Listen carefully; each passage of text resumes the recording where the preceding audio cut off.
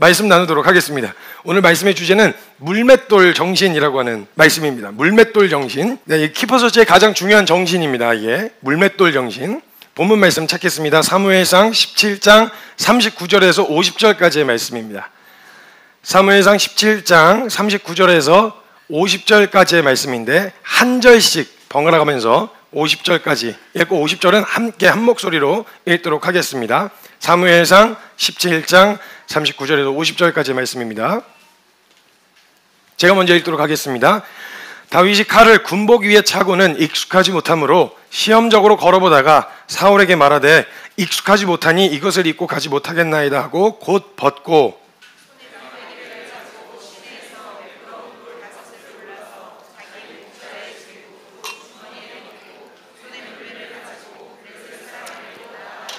블레셋 사람이 방패된 사람을 앞세우고 다윗에게로 점점 가까이 나아가니라.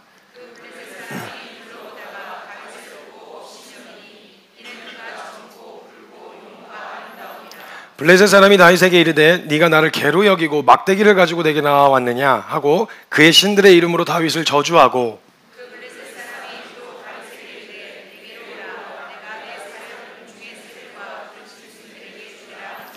다윗이 블레셋 사람에게 이르되 너는 칼과 창과 단창으로 내게 나아오거니와 나는 만군의 여호와의 이름 곧 네가 모욕하는 이스라엘 군대의 하나님의 이름으로 너에게 나아가노라.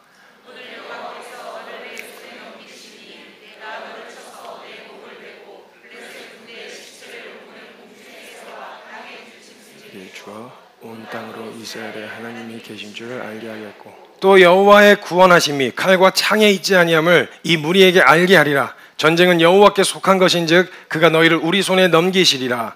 블레셋 사람이 일어나 다윗에게로 아주 가까이 올 때 다윗이 블레셋 사람을 향하여 빨리 달리며 손을 주머니에 넣어 돌을 가지고 물매로 던져 블레셋 사람의 이마를 치매 돌이 그의 이마에 박히니 땅에 엎드러지니라. 다윗이 이같이 물매와 돌로 블레셋 사람을 이기고 그를 쳐 죽였으나 자기 손에는 칼이 없었더라. 아멘. 여러분, 일단 하나님이 계획하시고 하나님이 뜻하신 일들 있잖아요. 결국 하려고 하시는 일을 처음부터 끝까지 풀 스토리를 다 들으면요 우리가 질려버립니다. 왜냐하면 하나님께서 하시는 일은, 하나님께서 이루고자 하시는 일은 하나님의 능력의 기준이 맞춰져 있기 때문에 일단 그 내용을 들으면 말도 안 돼요. 이걸 어떻게 해요? 이런 생각이 들면서 확 질려버리게 돼요. 그래서 가끔이 아니라 우리의 믿음 중에 맹한 믿음이 굉장히 또 중요한 역할을 합니다. 사람이 좀 맹해져야 돼요. 복잡하게 생각이 요즘 너무 많아가지고 믿기가 진짜 어려운 거고요. 우리 일단 창세기 1장 1절만 믿기로 결정하고 시작해도요 사실 능치 못함이 없으신 하나님 아니시겠어요? 천지를 말씀으로 창조하셨으니까 그런 하나님 기왕 믿는다고 했으니까 사람이 좀 맹해져야 되는데 왜 그런 건데요? 어떻게 하시려고요? 어떻게 바꾸시려고요? 이걸 어떻게 해요? 이게 어떻게 돼요? 이걸 하나하나 따져먹기 시작하면 복잡해지고 그 어차피 설명해 줘도 못 알아듣기도 하고 질려버려요. 그래서 사람이 좀 맹해져야 될 필요가 있는 것 같습니다. 지금 시대에서는 하나님께서 우리에게 하나님의 뜻과 계획들을 전부 알려주시지 않는 이유이기도 한 게 일단 하나님께서는 계획하신 대로 하실 수 있는 분이시잖아요. 생각한 그대로를 만들어내실 수 있어요. 우리는 하나님을 닮아서 창의력이 존재해서 와 이런 게 있었으면 좋겠다, 야 이렇게 그리면 되겠다, 이렇게 만들면 되겠다라고 하지만 요리를 못하시는 분이 상상으로는 자긴 백종원이야. 근데 실제로 해보면 이게 완전히 똥손인 거죠. 저도 그림은 제가 머릿속에 그린 그림을 그리고 싶을 땐 피카소예요. 제 스스로가. 근데 펜을 짚고 그리기 시작하면 거의 진유랑 거의 비슷비슷해요. 제 그림 실력이. 그래가지고 요렇게 그래서 호랑이를 그려놓은 건지 고양이를 그려놓은 건지 토끼를 그려놓은 건지 구분이 안 갈 정도로 전 그림을 잘 못 그립니다. 생각한 그것을 그대로 만들어낼 수 있는 능력이 안 돼요. 그런 상상은 할 수 있고 그런 꿈은 꿔볼 수 있는데 그걸 실제로 옮기는 능력이 우리에게 없다는 겁니다. 근데 하나님은 생각하신 그대로 이렇게 됐으면 좋겠다 라는 것을 그대로 이루실 수 있는 분이시기 때문에 그분이 계획하신 내용들, 우리가 서로 계획하고 이렇게 하려고 그래. 그러면 야 그게 말이 되냐? 그게 돼? 현실적인 조건부터 따지게 되잖아요. 우리의 능력에 제한이 있으니까요. 근데 하나님은 제한이 없으신 분이시기 때문에 이렇게 하려고 해. 이 말은 하실 일은 하신 일과 별반 다르지 않다는 거예요. 왜냐하면 하실 일은 반드시 이루어질 일이기 때문에. 그러니까 시간의 차이만 있을 뿐 그 차이는 별 차이가 없기 때문에 이 계획들을 전부 다 알려주시지 않는 이유는 뭐냐면 하나님이 전능하셔서 리미트가 없는 거예요. 하나님은 리미트가 없기 때문에 하시는 일과 하시려는 계획대로 리미트가 없어요. 우린 아무리 꿈을 꾸다가도 야 이건 현실적으로 불가능하다, 이거 안 될 일이야 이러면 거기서 딱 중단합니다. 생각과 상상을. 우리가 이상적으로 꿈꾸는 그 꿈을 중단해 버리는데 하나님은 리미트가 없으니까 그냥 막 생각하시는 거예요. 하고자 하시는 일들을 그냥 다 펼쳐 보이실 수 있으니까. 근데 듣는 우리 같은 경우는 일단 육체를 있고 그 다음에 시간의 제약도 받고 공간의 제한도 받아요. 그리고 능력의 한계도 있고요. 그런 우리를 전혀 고려 안 하시고 하나님이 하시고자 하시는 이야기를 우리한테 전부 풀어놓으시면 일단 질려버리는 거예요. 그게 돼요? 안 될 것 같은데? 말이 안 되는데 그게 어떻게 됩니까? 이렇게 질려버리는 거야.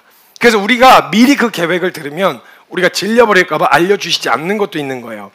그래서 유한한 우리가 전능하시고 무한하신 하나님과 함께 동역하고 동행하는 데 있어서 가장 중요한 태도는요, 하나님을 우리 능력치 수준으로 제한하는 게 아니라 하나님의 수준에다가 우리의 믿음을 맞춰야 돼요. 왜냐하면 하나님은 일단 우리에게 제한을 받으실 수 있는 분이 아니세요. 우리의 상식과 능력 그 이상의 하나님이시기 때문에, 아니 애시당초 우리가 믿기로 결정한 하나님이, 그러니까 우리의 리미트를 우리 인간의 한계로 정해놓으면 안 된다는 거죠. 야 이렇게 해라, 명해라, 이렇게 하면 그냥 진짜 에스겔처럼 맹한 믿음이 필요해요. 에스겔아 이 뼈들이 능히 살겠느냐? 모르겠는데요. 아니 나는 안 되니까, 나한테 나 어차피 능력이 없는 거 알고 물어보셨으니까 나보고 살리라는 얘기는 아닌 거잖아요. 그 뭐 일단 주님이 뭘 시키실 때 나보고 뭘 어떻게 하라고는 안 하세요. 중요한 일들은. 그러니까 에스겔아 이 뼈들이 능히 살겠느냐? 모르죠. 그건 주님이 하시죠. 살리고 싶으시면 살리시는 거고 안 살리고 싶으시면 그대로 마른 뼈인 거고 주님이 하십니다. 그랬더니 대언해라. 에스겔 보고 뭔가 시키시는 거예요. 대언해라. 그걸 가갖고 대언을 하는데 이거 자기 능력으로 뭐 살아날 거라는 기대나 이런 바람이 있어서 한 게 아니라 그냥 맹하게 그냥 하라는 대로 한 거예요. 어차피 하실 분은 하나님이시니까. 그래서 가갖고 일어나라. 그냥 이렇게 그냥 단순하게 뭔가 막 길을 모으고 그래서 하나씩 조각을 맞추고 이런 시도가 아니라 그냥 가서 되게 맹하게 일어나라. 그랬더니 막 하고, 왜냐면 그 시키신 분이 하나님이시잖아요. 그러니까 거기에는 모든 뼈 조각이 다 흩어져서 원래 주인을 찾아보기도 어려울 만큼 다 얽히고 설켜 있어도 주님이 알아서 자기에게 맞는 뼈들로 맞춰지게 하신 건 주님이 하실 일이지 그거 우리 보고 하라고 하신 적이 없다고요, 하나님은. 근데 우리는 일단 그 계획 들으면 우리가 또 뭔가를 해야 된다는 생각 때문에 찔려버리는 거예요. 그래서 하나님은요, 하나님이 우리에게 친절하지 않으셔서 안 가르쳐 주시는 게 아니라 너무 친절하셔서 안 가르쳐 주시는 거예요. 들으면 질려버릴까 봐. 하나님의 능력은 일단 우리에게 제한을 받으시는 분이 아니세요. 그리고 일단 하나님께서는 우리에게 하고자 하시는 일에 보탬이 되라고 하시는 분이 아니세요. 너 일 좀 도와줄래? 왜냐하면 제가 늘 말씀드리지만 일단 저와 여러분이 하나님의 일에 1도 보탬이 안 돼요. 이건 하나님이 그렇게 얘기는 안 하실 거예요. 우리 서운해하니까. 우리가 알고 있어야 돼요, 스스로. 우리가 아무리 애를 쓰고 몸부림을 쳐도 하나님이 하시는 일에 1도 도움이 안 돼요. 1도. 제가 늘 말씀드리지만 그러니까 순종이라도 제대로 해야 된다고. 순종이라도 도움이 안 되니까 순종이라도 해야 되는데 글쎄 닭도 하나님이 그 새벽을 깨우라고 이야기하셔서 지금까지 깨우고 있는데 닭도 하는 순종을 우리가 뭐라고 닭도 하는데, 그래서 제가 청년들한테 닥치고 좀 해, 좀 그냥 순종을. 다른 걸 계속 복잡하게 생각하고 어차피 도움 안 되는데 자꾸 이걸 우리가 생각하고 있어야 된다고. 주님은 야 도움 안 되다니네, 가 절로 가, 이렇게는 안 하세요. 왜냐면 너무 사랑하시니까. 근데 우리는 알고 있어야 된다고요. 우리 스스로 우리의 어떤 노력과 몸부림도 하나님의 사역에 도움이 되진 않는다라는 걸 우리 스스로는 알고 있어야 된단 말이에요. 그러니까 하나님이 보탬이 되라고는 안 하세요. 부담이 될 걸 아시는 거죠. 그리고 그럴 능력도 없고 우리의 능력의 한계치를 이미 알고 계신 분이세요. 그렇기 때문에 일단 우리가 아무리 우리를 갈고 닦아도 하나님께서 하시는 일에 결코 보탬이 되거나 도움이 될 수 없다는 걸 우리 스스로 인정하는 게 하나님이 하시는 계획하신 그 일들을 보는데 경험하게 되어지는데 가장 중요한 태도 중에 하나입니다. 안 그러면 계속 혼자 부담만 느끼느라 내가 뭘 해야 되고 내가 어떻게 해야 되고 그래서 내가 준비되어야 될 게 뭐고 이런 것만 생각하느라 하나님이 하신 일들 다 놓쳐버리게 되어지는 거예요. 우리가 아무리 우리를 갈고 닦아도 인간 중에서는 최상급 인간은 될 수 있어도 하나님께서 계획하시는 그 일들에 도움이 되진 않는다는 거, 이거를 우리 스스로는 알고 있고 인정해야 된다는 거예요. 그때 가끔 착각하는 인간들이 나와요. 하나도 도움 안 되는데 도움이 된다고 착각을 하는 거예요. 내가 이렇게 하면 하나님도 도움이 될 거야. 도움이 되실 거야. 이런 생각을 하는데 이건 엄청난 착각입니다. 제가 한 번은 이제 책상을 들고 이렇게 내려가는데 굳이 아들내미가 도와주겠다는 거예요. 굳이. 들고 계단을 내려가야 되는데 굳이 얹어서 들고 가야 되겠다는 거예요. 그래서 도와달라고 했죠. 진짜 도움이 필요해서는 아니었어요. 들고 갈 수 있는 거였는데 이게 도와주겠다고 하니까 그래. 그래서 들고 이제 한쪽을 맡기고 가는데 매달려 가는 건지 들고 가는 건지 알 수가 없는데 일단 들고 내려온 거죠. 같이 왔어요. 같이 왔는데 야, 제가 뭐라고 얘기했겠어요? 야, 너 매달려 왔냐? 진짜 너 도움 1도 안 된다. 이렇게 얘기했겠어요? 아니죠. 야, 네가 다 들었어. 마치 하나님이 이런 마음이시라는 거죠. 진짜 그 우리가 한 노력들과 최선들이 도움이 돼서가 아니라 하나님은 그 동력 있잖아요. 동행 자체가 기쁨이신 거예요. 하나님 원하신 게 그거였거든요. 어떤 한 일에는 하나님은 보탬이나 도움을 원하셔서가 아니라 그 일의 동행, 동력 이걸 같이 하고 싶으신 마음. 그래서 진짜 그냥 밥숟가락 하나 얹었을 뿐인데 그냥 매달려 온 건지 주님이 거의 들고 얻고 지고 이고 오신 건데 야, 너도 했어? 야, 너도 야, 진짜 최고인데? 대단해? 이렇게 이야기해주고 싶으신 마음인 거지 실질적으로 그냥 객관적으로 T의 관점으로 봤을 때 도움이 된 건 없다 이거예요. 실질적으로 도움이 된 건 한 개도 없어요. 그 이야기를 듣고 엄청 도움이 됐다고 기뻐하는 거 아이 모습처럼 실제로 우리가 뭔가 도움이 되어서가 아니라 하나님 그 마음을 기뻐하시는 거예요. 마음을. 우리가 하나님께 도움이 안 된다고 하나님은 이야기 안 하시겠지만 솔직히 우리는 알고 있어야 된다는 거죠. 그게 우리의 능력치가 고만고만해서 서로 협동하고 협력하면 좋은 시너지 효과가 나는 건 인간이고요. 능력치가 앵간히 차이 나야 같이 뭘 하죠. 아니 이제 라켓 든 사람하고 프로 선수하고 요즘에 또 올림픽 탁구도 재밌지 않습니까? 아마추어하고 하면 이 사람이 잘하는 프로가 다 하드캐리를 해야 되는 거예요. 다 들쳐갖고 이 사람 거 다 실수를 다 커버해줘야 되는 거죠. 이것처럼 능력치가 고만고만해야 서로 협력이지 능력치가 어마어마하게 차이가 나는 앵간히 차이가 나는 게 아니잖아요. 이게 하나님하고. 그럼 하나님은 사실은 뭐 동력이라는 개념보다는 그냥 지고 가시는 거예요. 우리를 이고 지고 가시는 거. 근데 우리는 막 이고 지고 가서 거기 얹혀가면서 내가 주님을 위해서 뭔가 하고 있다. 내가 우리 주님을 위해서 내가 뭔가 해드리고 있다. 이런 생각을 한다는 것 자체가 굉장히 큰 착각이라는 거죠. 그러니까 우리는 사실 그 일을 너무 영광스럽게 껴주셔서 감사하지만 또 한편 우리는 죄송해야 돼요. 우리 지고 가시는 주님한테 죄송해야 돼요. 제가 자꾸 사고 쳐서 죄송해요. 자꾸 설득하게 만들어서 죄송해요. 자꾸 땡깡 부려서 죄송해요. 죄송해요. 혼자 하시면 벌써 끝났을 일을 우리 데리고 가시느라고 지금 수천 년이 걸리는 거예요. 지금. 그러니까 하나님이 하시는 일에 우리가 보탬이 되지 않는다라는 건 하나님이 말씀하신 건 아니지만 우리는 스스로 알고 인정하고 있어야 된다는 거죠. 그래서 가끔 형제들하고 이렇게 무거운 짐을 들고 이렇게 막 냉장고 아니면 크고 무거운 것들 이렇게 계단으로 이렇게 내리려고 할 때요. 꼭 그 중에 한 놈 표정은 인상을 쓰고 있는데 걸쳐만 가는 애들이 있어요. 그래서 제가 항상 외치거든요. 지금 누군가가 나 하나쯤이야라는 생각을 갖고 있다. 나 하나쯤이야라는 생각을 버려라 이러면서 이제 이야기를 해주거든요. 그러니까 결국 이게 얹혀가는 건지 뭐 하는 건지 모르지만 그 하나님 우리가 아무리 우리 스스로를 갈고 닦아도 하나님 나라와 사역에는 보탬이 되어지지 않는 사실을 정확하게 인정해야 돼요. 우리야 도움이 필요해서 누군가가 나 하나쯤이야라는 생각을 하고 빠져버리면 숭 하고 빠져버리지만 하나님에게는 사실 그런 게 아니거든요. 그런데도 우리를 포기 안 하시는 이유는 할 일이 많아서가 아니라 우리를 너무 사랑하셔서 아니겠어요? 이런 단순하고 좀 맹한 이 물맷돌 정신이 우리에게 있어야 된다는 거. 그 의미가 뭔지를 이제 좀 계속 설명할 텐데 하나님은 나의 어떠함과 상관없이 결국 하고자 하신 일을 하고야 마시는 분이시다라는 것을 신뢰해야 해요. 신뢰해야 합니다. 그렇다고 해서 어차피 내가 뭘 해도 도움이 안 되는데 안 해. 이런 건 게으른 거예요. 이건 맞아야 돼요. 그리고 하나님께서 뭔가 하시는 일에 내가 보탬이 되겠다는 생각은 버려야 되지만 그렇다고 아무것도 안 하겠다라는 생각도 버려야 되는 거예요. 그럼 우리는 어떤 태도로 서야 되냐는 거죠. 우리는 늘 하나님이 나를 언제든지 사용하시기 좋은 사람으로서 준비하고 또 뭐 어떤 일에든 쓰시도록 그 시간을 아끼고 세월을 아끼는 건 분명히 있어야 됩니다. 근데 하나님은요, 내가 준비되고 말고 내가 능력이 있고 말고 하고는 상관없이 하나님이 하시는 일의 큰 부분이 아니라는 거예요. 내가 능력이 있고 없고가. 주님이 할 준비가 되셨을 때가 모든 게 준비를 마친 상태입니다. 사람들이 보기엔 아닌데요, 준비가 안 끝났는데요, 저 아직 준비 안 됐어요. 아니에요. 주께서 쓰시겠다라면 그때가 가장 완벽한 상태인 거예요. 준비가 된 상태, 주님의 능력이 드러나고 나를 통해 하시는 일이 드러날 수 있는 가장 좋은 상태가 되어졌다는 거예요.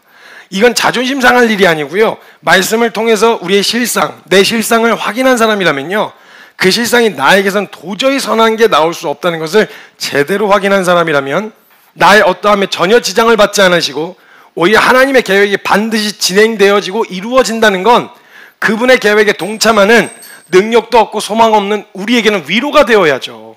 위로가. 내가 하나님께서 나를 사용하시고 쓰시는데 내 능력을 갖다 쓰시는 게 아니라 그냥 함께 동참하기만을 원하셔서 하시는, 그게 자존심 상할 일이 아니라 위로가 되어야 한다는 거예요. 이게 자존심 상할 일이라면 아직도 말씀을 통해서 우리의 실상을 제대로 직면하지 못했는지도 모르는 거죠. 우리의 노력과 최선이 하나님의 사역과 하고자 하시는 일에 보탬이 된다고 생각하지 마셔야 됩니다.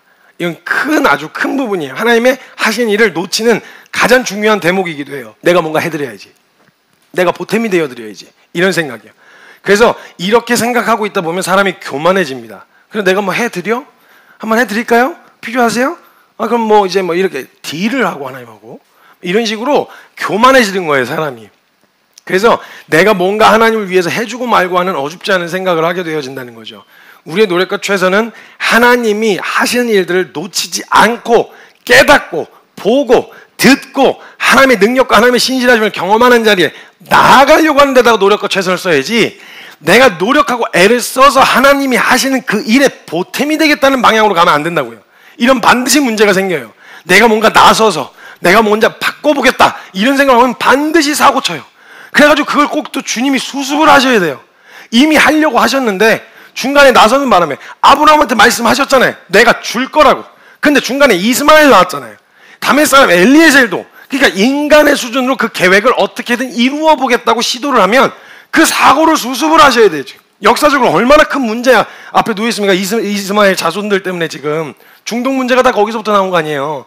그러니까 그렇게 내가 뭔가를 하겠다라고 하는 이런 시도가 하나님의 계획에 가장 큰 방해가 될 수 있다는 거예요. 우리의 노력과 최선은 분명히 들어가야 합니다. 게을러서는 안 돼요. 근데 어디로 향해야 되냐? 하나님이 하시는 일을 절대 놓치지 않고 보고 듣고 경험하겠다라고 하는 거. 언제든지 스탠바이하고 하나님이 움직여라. 그럼 내가 준비가 됐냐 안 됐냐 하고 상관없이 하나님이 가라고 하셨으면 준비 다 끝내놓으신 다음에 부르시는 거예요. 세팅을 다. 그러니까 그때는 그냥 순종하기만 하면 되는 이 단순하고도 맹한 이 믿음, 그리고 이 정신과 마인드가 있어야 된다는 거죠. 그래서 하나님께서는 어쩌면 현실적으로 보았을 때 전혀 가능성이 없어 보이는 상황을 일부러 더 선택을 하시고 가능성이 없어 보이는 사람을 일부러 선택하셔서 쓰시는 경우가 많다는 거예요. 그렇게 일하시는 걸 선호하세요. 왜냐하면 안 그러면 능력 있는 사람 위주로 쓰면 어느 정도 능력이 뒷받침되어야 되구나 라는 생각이 들 수도 있거든요. 그래서 성경 역사를 보면 능력이나 소망이 있어서 쓰셨다기보다는 일부러 오히려 그런 사람들을 찾아 쓰셨어요. 정말 소망이 없는, 정말 어쩌면 그냥 현실적으로 봐도 무능력해 보인다고 생각되어지는 사람들을 데리고 쓰시기를 선호하셨다는 거예요. 성경의 모든 하나님이 하신 일이 결국 하나님이 하신 일로 드러나게 되어진 그 모든 사건, 사람들이 다 그랬어요. 한번 볼까요? 아브라함에게서 나오는 가능성을 기대하고 하나님의 계획을 풀어가셨으면 그래봐야 인간 수준이에요. 그러나 하나님은 아브라함의 가능성을 제하셨죠. 이미 자손을 낳을 수 있는 약속은 하나님 수준의 약속을 주었어요. 하나님의 뜻과 계획은 하늘의 별과 같은 바다의 모래 같은 자손을 약속하신 거란 말이에요. 그런데 아브라함의 가능성은 제하셨어요. 그래서 나이가 들고 사라가 이미 다 임신할 수 있는 모든 가능성이 끊겨서 더 이상은 임신할 수 없을 때, 그때 그 약속을 이루어 가심을 통해서 이 일은 너희가 어떻게 해서 된 문제가 아니라 하나님이 풀어가시는 일이다. 그러니까 그 약속 믿고 기다려라. 하나님 정확하게 가라. 주셨다. 해라. 라고 하시면 모든 거 다 세팅해놓고 부르시는 거니까 두려워하지 말고 그냥 가는 맹한 정신. 그냥 단순하고도 맹한 정신. 그래서 하나님은 그 아브라함의 모든 가능성을 제하신 다음에 자손을 주셨어요. 약속을 이루어 가실 수 있었다는 거죠. 여러분, 모세에게서 나오는 가능성을 기대하고 하나님이 계획을 풀어가셨으면 그래봐야 적당히 애굽하고 이스라엘하고 적당히 타협한 타협점이었을 거예요.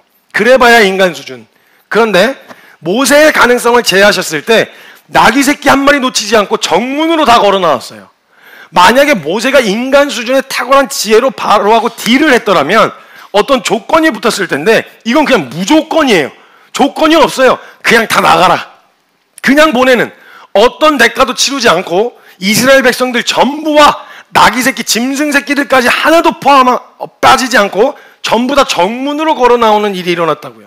모세가 자기의 능력으로 해보려고 하는 게 아니라 모세의 모든 가능성이 완전히 박살났을 때, 모든 것이 불가능이 되었을 때, 여러분 여호수아에게서 나오는 가능성을 기대하고 하나님의 약속을 풀어가셨더라면 가나안의 전투는 승패가 불분명한 전쟁이었겠지만 여호수아의 가능성을 제하시고 너가 할 수 있는 거 없다 이 싸움에선, 그리고 하나님께서 이 모든 전쟁을 주관하고 계시고 주도권을 갖고 계신다는 걸 여리고 전투 앞에 가서 보여주시는데, 만약 여호수아가 여리고 전투를 스스로 싸웠다면 공성전을 해야 되는 상황이거든요. 이스라엘은 공성전 무기가 없었어요. 성을 공략하는 무기가 없었단 말이에요. 전략도 싸워본 적도 없이 그냥 오합지졸이었어요, 이스라엘의 군대는. 그런 사람들 데리고 만약에 여리고를 실제로 싸웠더라면 많이 죽거나 다쳤을 거예요. 그리고 이긴다는 것도 보장할 수가 없고요. 더군다나 만나도 끊겨가지고 식량 문제도 생길 거고. 그러니까 이런 상황에 놓여서 현실적인 벽 앞에 서게 되겠지만 하나님은 이때 여호수아의 모든 불가능, 제일 먼저 마주한 게 여리고예요. 그 불가능 앞에서 하나님은 가장 하나님의 방법으로 일을 하세요. 여호수아의 불가능 앞에 딱 서게 되어졌을 때 여리고 성 앞에서 칼질 한 번 안 하고 여리고를 정복하게 되어지는 일이 일어나게 되어지는, 그걸 보게 되는 거죠. 기드온에게서 나오는 가능성을 기대했으면 32,000명에다 기대를 걸고 거기에 필요한 전략들에 기대를 걸었겠지만 32,000의 가능성을 제하시고 300명만 남게 하시면서 미디암을 이기게 하신 하나님의 승리를 보여주시는 거예요. 성경의 역사에 나오는 모든 인물이 그랬어요. 신약으로 넘어가잖아요. 요한복음 2장에서부터 시작되어지는 예수님이 하신 기적들만 봐도요, 물을 포도주로 바꾸시는 사건을 시작으로 가장 불가능한 데서부터 가능으로 바꾸시는 능력을 보여주시면서 우리의 믿음이 우리의 한계에 갇혀 있지 않고 모든 것을 가능하게 하시는 하나님께 향하여 활짝 열리게 되어졌을 때에, 다른 말로 다른 거 계산하지 않고 맹하게 믿어버렸을 때, 맹하게 그냥 믿어버렸을 때, 그래서 그 현장에 일단 서보면 하나님의 능력을 보고 경험하게 되어지는 거예요. 오병이어 사건도 마찬가지입니다. 요한복음 6장에 등장하는 제자들에게서 나올 수 있는, 현실적으로 거기 앉아있는 수만 명을 먹일 수 있는 가능성은 없어졌어요. 그 불가능 앞에서 어린아이가 작은 도시락 하나 갖고 나왔을 때 그걸 축사하셔서 모든 일을 먹일 수 없는 상황이었는데 떼어줘라 이야기를 하세요. 근데 바구니에서 계속 나오는 거예요. 이게 계속 먹을 게 계속 띄워주면서 경험하게 되어지는 건 절대 불가능한 그 불가능 앞에서 하나님이 그 상황을 풀어서 모든 일을 먹이고도 남기시는 그 일들을 보여주시는 거죠.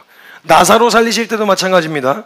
병 들었다는 소식을 들었을 때 가시면 되잖아요. 그 소식 알고 계셨는데 그때 가서 그냥 병든 사람 살리면 되는데, 치료해 주시면 되는데, 죽은 지 나흘이나 되었을 때, 그냥 완전한 불가능이 되었을 때, 도저히 소생 불가능한 상태가 되었던 그때 살리세요. 이때 마리아하고 마르다도요, 예수님이 병든 걸 고쳐주시는 믿음은 있었는데 죽은 걸 살리시는 믿음은 없었어요. 그래서 살리시겠다고 무덤에서 그 돌굴리라고 얘기하시는데, 아유 죽은 지 나흘이나 되었나이다, 썩어서 냄새납니다, 이래요. 그러니까 하나님의 능력엔 제한이 없는데 우리 능력엔 제한이 있으니까 병든 것까지는 어떻게 좀 신통한 능력으로 어떻게 해보겠는데, 죽은 걸 살린다라는 건 아무리 봐도 아무리 생각해도 이건 할 수 있는, 사람에게서 나올 수 있는 게 아니다 보니까 거기까지는 믿기 어려웠던 거죠. 믿지 못했던 거예요. 네, 여러분 지금 제가 쭉 나열한 이 모든 사건들, 그 외에도 수도 없이 많지만 이 모든 사건들의 공통점이 있습니다. 이거 어차피 예수님이, 그리고 하나님께서 그냥 어차피 하실 일이었잖아요. 그냥 여리고도 하나님이 하신 거고, 모세 바로에 끄집어내 오신 것도 주님이 하신 거고, 아이를 주신 것도 주님이 하신 거고, 다 주님이 하신 거, 기드온에서 미디안 군사들 이기게 하신 것도 주님이 하신 거고, 그리고 물을 포도주 바꾸신 것도 예수님이 어차피 하실 거고. 근데 희한하게 이 사건들의 공통점을 보면요, 희한하게 어차피 하나님 수준을 하실 거면 그냥 하시면 되는데 꼭 거기 있는 사람들에게 뭐 작은 거라도 뭐 하나 갖고 나오게 하세요. 작은 거라도 뭐 하나 갖고 나오게 하셔서 그 현장에서 이 사람들에게 이 일에 같이 뭔가 한 사람들이 되게 하시는 거예요. 예를 들면 오병이어 사건도 마찬가지죠. 어린아이의 도시락을 기다리세요. 어차피 기왕 능력 되시면 하늘에서 만나를 대리보내시면 되잖아요. 어차피 먹이실 거면. 근데 어린아이의 도시락을 기다리세요. 기드온의 300용사도 어차피 미디암 그냥 저게 이기실 게 하실 거였으면 싹 쓸어버리면 되잖아요. 그런데 기드온에 300용사를 남겨놓으세요. 불가능하긴 한데 없진 않아요. 작은 거라도 뭐 하나 남겨놓게 하시는 거예요. 아주 작은 거. 도움이 되거나 보탬이 되진 않는데 작은 거 하나라도 갖고 나오게 하시는 거죠. 모세만 해도 어차피 10가지 재앙에서 그냥 나오게 하시면 되잖아요. 리더로 세우시면 되잖아요. 굳이 모세를 바로 앞에 가게 하세요. 그냥 어차피 그 정도의 기적을 보여주실 거였으면 바로 자는 중에 하나님이 그냥 직접 가셔가지고 어차피 직접 하실 일이었으니까 바로 야 내보내라 그럼 예 하고 그냥 엎어지고 바로 쉽게 끝났을 일 아니에요? 그걸 지지부진 10가지 재앙 써가면서 모세를 굳이 그 자리로 보내시는 거예요. 보내셔서 그 작은 거라도 뭔가 하게 하세요. 아브라함도 마찬가지예요. 그냥 주시면 되잖아요. 주시면 있는 지역에서 그냥 있으면 되잖아요. 근데 그를 굳이 나그네로 살게 하세요. 나그네로서. 그러니까 희한하게 하나님이 하실 일이면 그냥 하시면 되는데 여리고도 그냥 와르르 하면 되는데 굳이 뺑뺑이를 돌게 하세요. 작은 거라도 뭐 하나 갖고 나오게 하시는 거예요. 그래서 이게 하나님께서 물을 포도주로 만드실 때도 마찬가지죠. 굳이 하인들 보고 물을 떠오라고 하세요. 어차피 그냥 있으면 그냥 물 다 바꿔버리시면 되는 걸 굳이 그걸 떠오라고 하신단 말이죠. 이게 무슨 의미냐? 뭘 더 하지 않아도 완벽하게 하나님이 하실 일을 하실 텐데 굳이 뭘 하나라도 갖고 오게 하셔서 일을 하시는데 작게라도 우리에게 순종할 미션을 하나 주시는 거예요. 하나님께서 어차피 스스로 하실 일인데 하나님은 작은 미션을 우리에게 던지시는데 그 나사로 살릴 때도 그냥 어차피 나사로 나올 거면 주님이 그냥 제일 멋있는 건 탁 하고 이렇게 하면 돌이 그렇게 굴러가면 제일 멋있는 장면 아니겠어요? 그럼 그냥 거기 있는 모든 사람들이 우와 막 그냥 이렇게 되는 거죠. 근데 굳이 낑낑거리면서 옆으로 돌을 굴리라고 하세요. 살리라고는 안 하시고 굴리라고 하세요. 여리고도 마찬가지예요. 무너뜨리라고는 안 하시고 돌라고 하세요. 다 먹이라고는 안 하시고 먹을 거 있냐고 물어보세요. 이런 식으로 우리가 그 상황을 타개할 만한 답을 우리에게서 찾는 게 아니라 너 나에게 가지고 올 작은 순종, 작은 거 하나만 있으면 돼. 작은 거 아무거나. 그 일은 결국 내가 할 건데 내 수준으로 너의 능력에 제한을 받지 않고 내가 이루고자 하는 일들을 그냥 이루고야 말 건데 일단 뭐 하나 작은 거라도 하나 갖고 와봐. 보여줄게. 봐봐. 갖고 와봐. 이렇게 해서 뭔가 작은 순종, 우리에게 미션을 하나 주시는 거예요. 그리고 나서 재밌는 게 뭔지 아세요? 그 사람들 그냥 되게 작은 거 그냥 갖고 온 거거든요. 그 사람들 수준 안에서 있는 것들을 그냥 하나님 앞에 갖고 나왔을 뿐이에요. 근데 히브리서 11장에 이 사람들을 어떻게 표현하냐면 믿음의 사람이다. 엄청난 믿음의 사람이라고 막 극찬을 하세요. 이 사람들의 인생을. 아브라함이요 인생 보면 영웅적인 영웅담이 없어요. 그냥 돌아다닌 거예요. 짐 싸들고 재산이 많아져서 갈라졌다가 하고 11조 한번 주고 그 다음에 또 돌아다니다가 100살이 돼갖고 애 하나 낳고 모리아산 가서 제사 드리라는 그 퍼포먼스 한번 하고 나서 그 다음에 별다른 이슈가 없어요. 이삭은 아예 스토리가 적어요. 야곱도 마찬가지고요. 야곱의 인생을 한 개인이 성질 참 더러운 한 개인이 겁도 많고 소심한 데다가 잘 삐지고 서운해하고 그 다음에 야비하고 치사하고 치졸한 그냥 한 사람의 인생이에요. 근데 그 사람의 인생들을 표현하시는 그 모든 표현들을 가만 보잖아요. 극찬을 하세요. 그 작은 순종을 엄청난 믿음으로 지켜 세워주시는 거예요. 하나님이.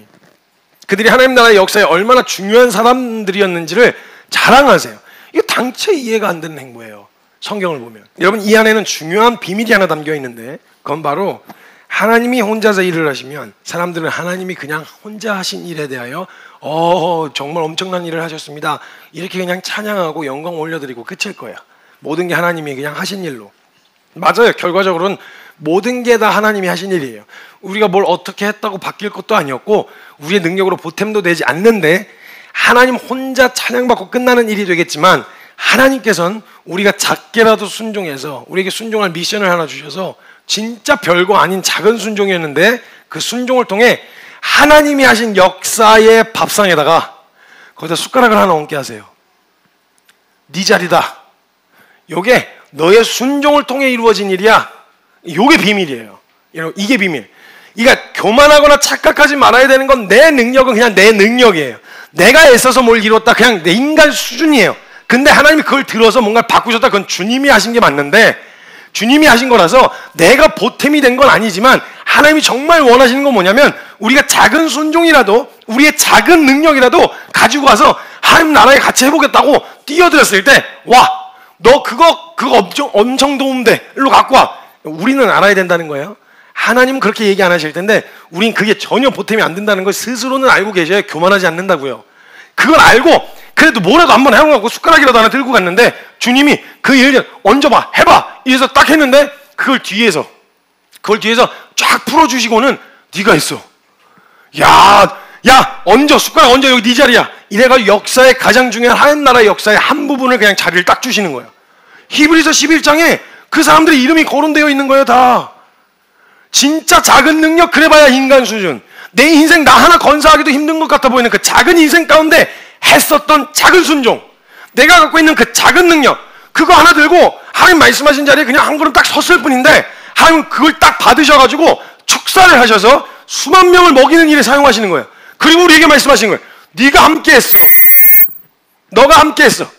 너가 같이 한 거야. 이 영광스러운 일에 동참시켜 주시는 거예요. 동참. 이게 엄청난 영광이고 비밀이에요, 여러분. 이걸 알아야 우리가 하나님 사역을 할 때 내가 뭔가 해서 이래야 번아웃이 안 와요. 내가 잘하든 못하든 내가 능력이 있든 없든 하나님은 하실 일을 하세요. 그렇기 때문에 우리의 능력이나 나의 상태 때문에 위축되거나 주눅들 필요가 없어요. 어차피 능력 있다는 사람도 그래봐야 인간 수준이에요. 하나님이 하시는 일에 어울리는 사람은 아니라고요. 그런데 그 순종도 마찬가지고 우리의 순종도 마찬가지로 하나님께서 들어 사용하시는 거예요. 과부의 동전 두렙돈으로도 하나님이 하고자 하신 일을 얼마든지 하실 수 있어요. 부자의 전 재산을 통해서도 하실 일을 하시겠지만 부자의 전 재산도 사람 하나 바꾸는 거 안 돼요. 사람 하나 바꾸는 거 안 된다고요. 근데 우리의 작은 걸음과 작은 순종 그 하나를 갖다가 사람을 우리가 바꾼 건 아니지만 바뀌게 하시고는 봐, 우리의 열매야. 우리가 함께 동역해서 보게 되어진 우리의 열매야. 참여시켜 주신 거예요. 그 역사의 밥상에 숟가락 하나 딱 얹게 해주시는 거죠. 이거 얼마나 엄청난 비밀인데요, 여러분.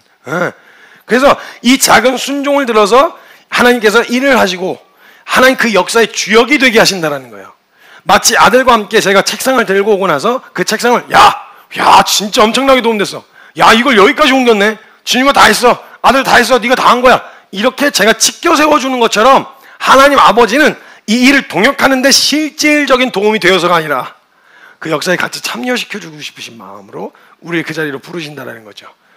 그래서 하나님은 가능성이 있어 보여도 일단 그 가능성을 불가능으로 만드시고 있던 것들도 없는 것으로 만드시고 유능을 무능으로 만드셔서 우리로 하여금 무능을 인정하고 전능하신 하나님이 하신 일들을 목격하게 하셨다는 거예요. 그리고요 이게 있던 것도 없게 하시고 가능성을 불가능으로 만들었단 말도요 사실 웃긴 게 원래 하나님 편에선 우리가 가능성이라고 봤던 것들도 가능성이 아니었어요. 이 정도 능력이 있으면 이 정도 돈이 있으면 이 정도 실력이 되면 되는 거 아니야? 그거 갖고는 안 돼요. 아무것도 못 바꿔요.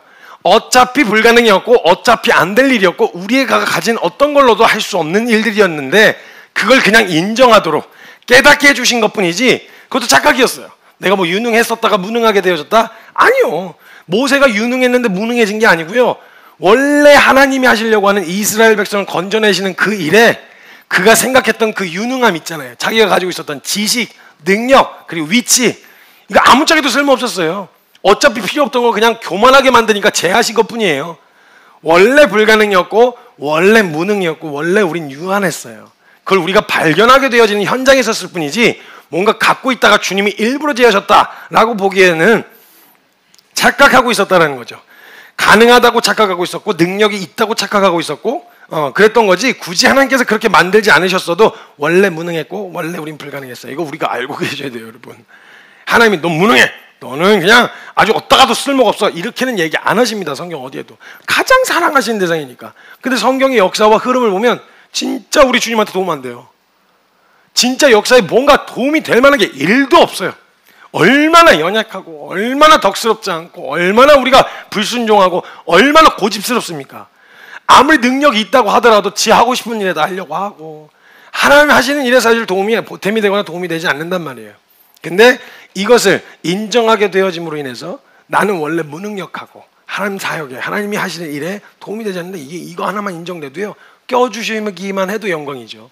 껴주시기만 해도 우리가 하나님께서는 이게 우리에게 인정됨으로 인해서 나타나는 태도를 하나 보시는데요. 이것이 제대로 인정되어지면요 낙심해서 주저앉거나 포기해버리지 않아요. 내게서 가능성을 찾지 못했을 때 그 가능성을 하나님에게서 찾는 태도를 원하세요. 나의 불가능을 보고 주저앉아. 넌 안 돼. 넌 불가능해. 넌 그냥 꺼져. 찌그러져 있어 그냥. 이게 아니고요. 하나님이 우리의 가능성이 없다는 걸, 우리에게 가능성이 없다는 걸 보게 하신 이유는 뭐냐? 그 가능성을 어디서 찾게 하시려고 하시냐? 하나님에게서 찾게 하시려는 거예요. 내게서 나를 붙들 만한, 의지할 만한 것이 없다는 걸 발견하게 되어지는 현장은 너 그래서 소망 없는 거야, 이걸 찌그러뜨리시려는 게 아니라 하나님을 전적으로 의지하게 하시려고 하시는 거란 말이에요. 그래서 우리의 그 가능성을 하나님에게서 찾는 태도, 내게서 능력을 발견하지 못하면 하나님의 능력을 기대하는 태도, 이걸 우리에게 원하셨다는 거죠. 이렇게 되어졌을 때 우리의 시야는 인간의 제한적인 시공간의 제한을 받는 유한함에 갇혀있지 않아요. 우리의 시야는 어떻게 보냐? 내가 믿는 하나님 살아계시는데 그분이 전능하죠. 그분이 가능성을 나의 가능성으로 보고 꿈을 꾸는 거예요. 내가 내 능력 제한에서 꿈을 꾸면 그래봐야 내 인생 안에서 나 하나 건사하기도 힘든 인생 안에서 할 수 있는 일들만 생각하잖아요. 그런데 나에게는 가능성이 없고 우리 하나님이 가능성이 되시면 그분의 시공간의 제한을 받지 않으시고 내 능력의 제한을 받으시지 않으시는 분을 믿었어. 그분께 그냥 내 인생을 작게라도 순종하게 하신 미션을 수행했어. 그것을 통해서 하시는 일들을 꿈을 꿀 때 우리의 능력의 제한을 안 받는다고요. 그래봐야 내 인생, 내 가족, 내 주변에 있는 지인들, 아니요. 하나님이 들어 쓰시고자 하시면요, 나는 그냥 내 주변, 내 지인으로 가는데 이게 어떻게 흘러 퍼져서 열방 가운데 생명을 흘려보내는 통로가 되게 하실지는 이거 주님이 하실 일이라는 거예요. 그러니까 꿈을 어떻게 꾸냐? 난 내 인생은 나 하나 건사하는 삶이 아니다. 모든 사람을 먹이고 살리는 열국의 어미가 되겠다. 이 꿈이 가능한 이유는 내가 능력이 돼서가 아니라 날 사용하시겠다는 하나님이 전능하셔서인 거예요. 이걸 딱 보게 되어지는, 여기에 확 초점이 맞춰지게 되어졌을 때 우리의 꾸는 꿈 수준 자체가 달라진다고요. 그러니까 벌써 우리의 유한함에 딱 갇히면 아직 준비가 안 됐어요. 그리고 너무 늦었어요. 아니면 이미 해봤는데 안 됐어요. 이런 낙심, 주저앉음, 그 다음에 준비가 미비된 것 같고 이미 늦은 것 같은, 아니요. 주님이 하고자 하시면요, 하나님이 쓰고자 하시는 때가 가장 적절한 때인 거예요. 늦은 것도 없고 이런 것도 없어요. 하나님이 그때다 하시면 그때가 가장 정확한 때인 거예요. 이거에 대해서 우리 수준에 갇혀서 함부로 단정을 지으면 안 된다는 겁니다. 내 능력을 의지하면 결국은 내 능력의 한계치를 한계로 삼지만 내게서 선한 것이 나올 게 없다는 인정된 태도로 모든 것을 가능하게 하시는 하나님을 신뢰하는 자세와 태도로 나아가면 내가 믿는 하나님은 한계가 없으신 하나님이시기 때문에 세상을 살아가며 바라보는 자세와 태도가 완전히 바뀌게 되어진다는 겁니다. 내 능력이 있어서가 아니라 무엇이든 가능하게 하시는 그분을 신뢰하는 그 신뢰가 바탕으로 우리 앞에 불가능이라는 게 없어지는 거죠. 여러분, 그럼 지금도 여러분 헌신하실 수 있는 거예요. 지금도 얼마든지 여러분이 꿈만 꾸시던 그 모든 일들이 여러분 삶 가운데 나타나실 수 있는 거예요. 아우, 난 너무 늦었어요. 아유, 그때 해볼걸. 아유, 그때는, 아이고, 시간 다 지났어. 이거나, 아니면 전 아직 준비가 안 됐는데요. 뭔가 그래도 갖춰져야, 뭔가 있어야 주님이 쓰시지 않을까요? 아니요. 주님이 하시겠다고 하시면 우리 능력의 제한 안 받으세요. 그러니까 언제든 이걸 발견하고 깨닫게 되어지는 순간 내 상태가 어느 상태이든 내 지금의 영향력과 내가 가지고 있는 능력치가 어느 정도이든 상관없어요. 내가 믿는, 신뢰하는 그 하나님이 전능하시기 때문에 그 하나님을 신뢰하는 신뢰의 믿음으로 우리의 시각이 다 바뀌는 거예요. 되겠다, 가능하다, 이런 꿈도 꿀 수 있고 저런 꿈도 꿀 수 있고 오늘 나도 가능하다 되게 하신다면 그럼 주님은 되게 하실 수 있는 분이시다. 세상을 바라보는 눈이 달라지는 거예요, 여러분. 그래서 이걸 확실하게 경험한 사람이 고백하는 고백이에요. 능력 주시는 자 안에서 내가 모든 것을 할 수 있느니라. 이 고백이 나오게 되어지는 거예요. 그 주님을 신뢰하는 신뢰로. 이게 키퍼스처치에서 가장 중요하게 생각하는 핵심 가치 중에 하나입니다. 이것을 우리는 물맷돌 정신이라고 부르기로 했습니다. 물맷돌 정신. 키퍼스처치 성도라면 이 물맷돌 정신을 가지고 계셔야 됩니다. 물맷돌 정신. 우리 보고 사람을 바꾸라고 하시면 될까요? 안 될까요? 안 되죠. 불가능해요. 옆에 있는 사람도 못 바꾸는데 어떻게 바꿉니까? 안 바뀌어요. 내가 뭘 어떻게 해도 안 바뀌어요. 사람은 기껏 생각해봐도 어르고 달래거나 폭력으로 두려움을 줘서 통제하는 것까지는 해볼 수 있어도 그 사람의 마음과 생각을 어찌해볼 수는 없어요. 그러나 우리가 믿는 하나님은 그의 생각과 마음을 감찰하실 수 있으시며 그 사람을 단지 행동의 변화만이 아니라 죽음에서 생명으로 옮기시고 죄인이 의인이 되게 하신 능력을 가지신 분이세요. 그러면 내가 오늘 하는 게 뭐 바뀌겠어? 이건 내 능력치고 나의 작은 순종을 들어서 주님이 이 인생 가운데 죄인에서 의인이 되게 하시는, 죽음에서 생명으로 옮기게 하시는 그 일을 가능하게 하실 것이다 라고 하는 믿음으로 바라보면 다른 관점으로 보이는 거예요. 이 사람이 절대 안 바뀔 사람이 아니라 주님이 하실 일을 볼 수 있는 그 역사하심이 가장 선명하게 내가 보게 될 현장이 되는 거예요. 그 사람이. 그러니까 전혀 다른 관점으로 우리에게 다가오게 되어지는 거예요. 모든 상황이. 그러나 우리가 그분은 가능하신 거죠. 그분이. 그러니까 그분이 우리 보고 바꾸라고 하셨으면 안 되죠. 못한다 소리가 나올 수 있지만 우리를 사용하셔서 그분이 직접 하시겠다고 하시면 된다, 가능하다, 이걸로 바뀌게 되어지는 거예요. 그래서 사도 바울도요, 자신에겐 선한 게 나올 게 없다는 걸 확실하게 깨달았어요. 내가 아무리 애를 써도 나 하나도 못 바꾸는 내 노력은, 나 하나의 행동의 변화는 조금 가져올 수 있을지언정 존재는 바꿀 수가 없다는 걸 피나는 노력 끝에 깨달아 발견하고, 내가 믿으려고 하는 그 하나님이 전지전능하시며 능치 못하심이 없으시다는 걸 깨달아서 능히 나를 바꾸시며, 바꾸신 하나님은 바꾸지 못할 것이 없으신 분이라는 걸 알았다면 이제 모든 노력과 최선은 나를 갈고 닦는 데다 쓰는 게 아니라 그분이 하시겠다고 하신 그 현장에 서는 거, 그리고 그걸 놓치지 않고 주목하려고 하는 거, 여기다가 우리의 모든 에너지를 집중해야 된다는 거예요. 그리고 그분이 말씀하신 자리에 서는 거, 그곳으로 향하게 되어진다는 거죠. 그래서 하나님께서 내게 말씀하신 영역까지는 순종해 보는 거예요. 가르쳐 주신 이걸로 뭐 되겠어? 이걸로 바뀌겠어? 그건 우리가 할 걱정이 아니라 주님이 하실 걱정이에요. 이걸로 뭘 하시겠어? 라고. 돌들로도 아브라함의 자손을 만드실 수 있는, 떡으로도 바꾸실 수 있는 분, 하늘에서 오늘 당장 만나를 내리실 수 있는 그 하나님이 오늘 그 일을 시키셨으면 이 작은 순종, 작은 한 걸음을 들어서 어떻게 쓰실지는 주님이 하실 일이에요. 근데 한 가지는 확실해요.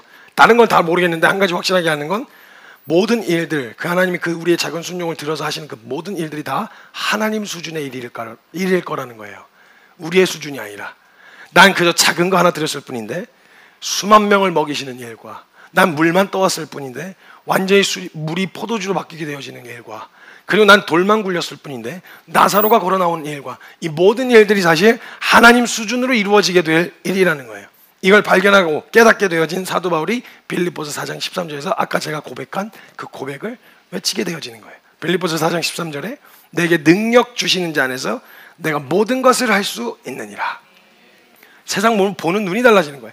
그래봐야 내 인생 하나 건사하기 힘들어서 난 이건 못해요, 이건 안 돼요 하던 인생이 모든 게 가능한 인생으로 되는 거예요. 주님이 하시고자 하시면 모든 게 다 된다. 그러니까 능력 주신 자 안에서 모든 것을 할 수 있느니라, 이렇게 되어지는 거죠. 능력은 내게서부터 나오는 게 아니라 그 일을 하고자 하시는 하나님께서 그 일에 필요한 능력을 내게 주시는 거예요. 그분이 되게 하시면 안 될 일이 없는 거죠. 그래서 나는 그분이 하라고 하시면 되게 무식해 보이지만 한다, 그냥 순종한다, 이 단순한 고백이 바로 능력 주시는 자 안에서 내가 모든 것을 할 수 있느니라 라는 고백인 거예요. 이러한 태도가 저는 이 시대에 가장 필요한 태도라고 믿어요. 너무너무 복잡해졌어요. 이해가 되어야만, 납득이 되어야만 가는 너무너무 복잡한 이 시대 가운데서 우리가 작은 걸 들고 가 순종하여 한 걸음을 옮겼을 때 그 작은 거 들어서 하나님 수준의 일을 보여주실, 나타내실 그 하나님이 증명되어지고 드러나야 할 때가 된 거예요. 인간 수준으로 할 수 있는 인간 수준에서의 큰일, 그걸로 사람들은 감탄하고 와 주님이 하셨다 하시겠지만, 할 수 있겠지만, 진짜 하나님이 하시는 일들은요 정말 안 될 일인데, 정말 인간 수준으로는 우리의 정말 안 될 사람이고 안 될 일인데, 그 가장 불가능한 자리에서 돌멩이 하나 던지는 일, 그냥 작은 순종, 내가 할 수 있는 그 작은 일들을 가지고 주님 앞에 순종하러 나아갔을 때 그걸 딱 들어서 하나님이 하시는 가장 원대한 꿈을 이루어 가시는 일에 사용하신다는 거죠. 이런 태도가 이 시대에 가장 필요하다고 믿는 거예요, 저는. 그래서 이걸 성경을 통해 딱 깨달았다면, 나를 갈고 닦고 난 다음에 인정하는 게 아니라, 나의 가능성을 불가능이 되고 나서야 깨닫는 게 아니라 맹한 정신으로, 그냥 물맷돌 정신으로 인정하고 시작하면 돼요. 성경에서 지금 이야기했잖아요. 전부 다 증거했고 수많은 역사를 통해서 우리에게 알려주셨잖아요. 너에게서 가능성 찾지 말아라. 너의 능력의 한계치를 나의 한계치라고, 하나님의 한계치라고 생각하지 말아라. 선을 긋지 마라. 하나님의 능력은 제한이 없으시다. 그럼 요걸 나중에 다 해보다가 다 털려가지고 불가능이 됐네, 그래 그 말이 맞네, 이렇게 뒤늦게 인정하는 게 아니라 그냥 인정하고 시작하면 된다는 거예요. 인정하시, 시간을 아껴야죠. 그러니까 인정하고 시작하면 되는데, 그게 바로 이제 물맷돌 정신인데, 역사 가운데서 증명하고 드러내 주셔서 우리에게 교훈을 남기셨다면 먼저 뜻하신 계획을 이루실 수 있는 전능하신 하나님을 믿는 믿음으로 불가능해 보이는 자리에 먼저 뛰어들어 볼 수 있는 거죠. 진짜 안 바뀔 것 같은 사람, 진짜 안 될 것 같은 상황 있잖아요. 이거 어차피 내가 뭘 어떻게 한다고 될 일이 아니어서 사람들은 다 그 자리를 피하겠지만, 어차피 하나님 살아계시고 그분이 전능하시다. 그럼 제일 안 될 거라고 생각, 될 만한 일 찾아서가 아니라 안 될 것 같은 일 찾아서 하게 되어졌을 때 내 작은 능력으로 하나님의 전능하심이 드러나는 현장이 아닐까요? 그래서 제가 지금 늘 말씀드렸지만 제가 자주 외치는 고백이 있었어요. 누군가가 저에게 이야기해 줬을 때, 한참 저희가 시작한 지 얼마 안 됐을 때 수련회를 했었는데 수련회에 사람이 꽤나 모이는 거예요. 첫 번째 150명 가까이 왔고 그 다음부터 거의 200명 가까이 왔다가 막 사역이 좀 그 수련회가 막 잘 되는 거예요. 그래갖고 이거 타협받아서 이거 하면 좋겠는데 막 이런 생각을 하는데, 처음에 저희가 수련회 하는 사역단체가 아니었거든요. 그러다 보니까 이게 마음에 툭하니 걸렸어요.